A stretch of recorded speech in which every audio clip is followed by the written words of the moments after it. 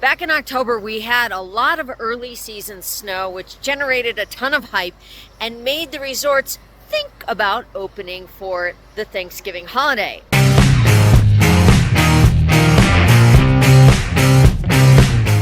It's been years since the skiing has been even semi-decent over the Thanksgiving holiday.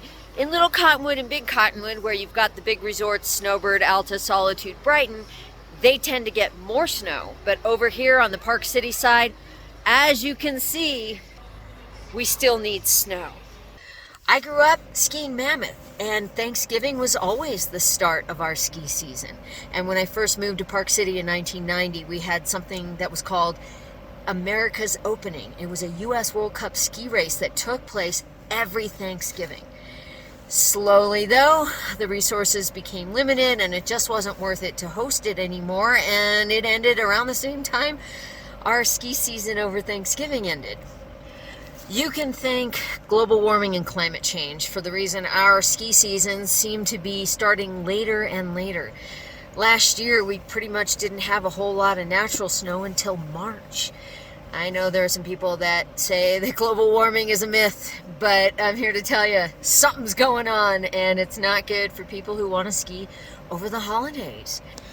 As it got apparent that we weren't going to have that much early season snow, and the resorts still wanted to garner early season ski traffic, they instituted snowmaking, and they put snow guns all over the mountain, especially on the beginner runs, so that they could continue to have skiing over the holidays, even though there wasn't a whole lot of natural snow.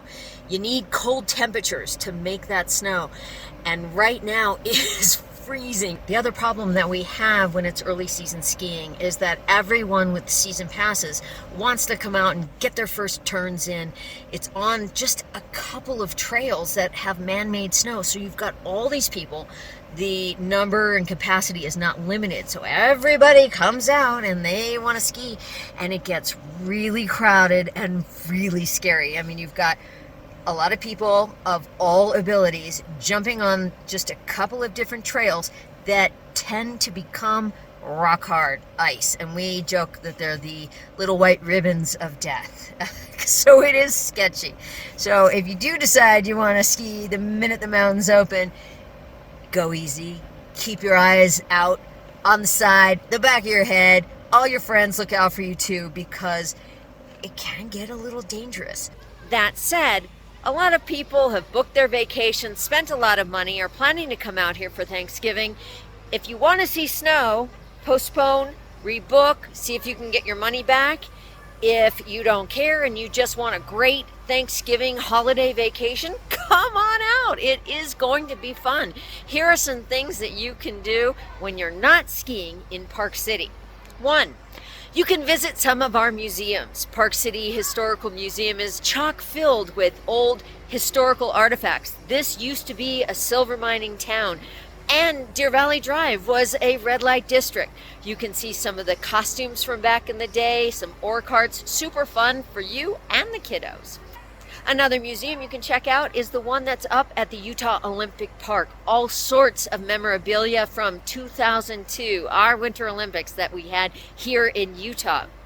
If you head down to Salt Lake, there's a couple of different dinosaur museums, as well as the Museum of Natural History. We have the Hogle Zoo. That's open year-round, a little chilly, but the animals still come out. You can still check them out and enjoy a visit to the zoo. Although you can't go tubing because there's not much snow on the ground, you can go inside Woodward Park City and bounce on the trampolines, take a class, even ride your BMX bike off some ramps. Another thing that you can do is go up to Midway, that's just near Heber, and swim in the Homestead Crater. It's a natural hot pot, super warm, and very, very deep. A lot of the local scuba diving stores use it as your deep dive. You can also go to Main Street, walk up and down, have breakfast, have lunch, have dinner, although that's quite pricey as well. But think of all the money you saved not taking a ski lesson, and you can use that for a lovely dinner out on the town. If you're in need of some hugs and some nuzzles, we've got a humane shelter called Nuzzles and Company, and you can actually go there and you can volunteer and take out a dog for a walk. Or just go in and you and the kids can snuggle with some kittens as well as some puppies, if they have any. Park City does have an indoor rink. It's a beautiful rink. They don't have a lot of time for free skate, but you might be able to catch one while you're here and go ice skating. There is also an outdoor rink at the base of Park City Mountain. They're saying that it's going to open on Friday, but it needs to be cold enough to keep the ice. So we'll see. Ladies, if you're looking for a little bit of pampering, there are several spas throughout the city. You can go spend a day in the entire spa. I tell you, my favorite is the one that's up at the Stein Eriksen Lodge. But most of the high-end hotels have their own spa. You can get your nails done, a really nice facial, or a massage. That's it for some of the tips if you're coming out here for Thanksgiving and you can't ski. Or if you're coming into town with your family and one of the members of your group doesn't want to ski, you can still do these things throughout the winter. Keep checking with the forecast, because today might be sunny and cold. It's freezing today. Tomorrow might be sunny and warm, and the next day it could be a blizzard. You just never know. Our forecast does call for a 4-day storm coming in on Friday the 26th. Welcome to Park City, and I hope you have a blast.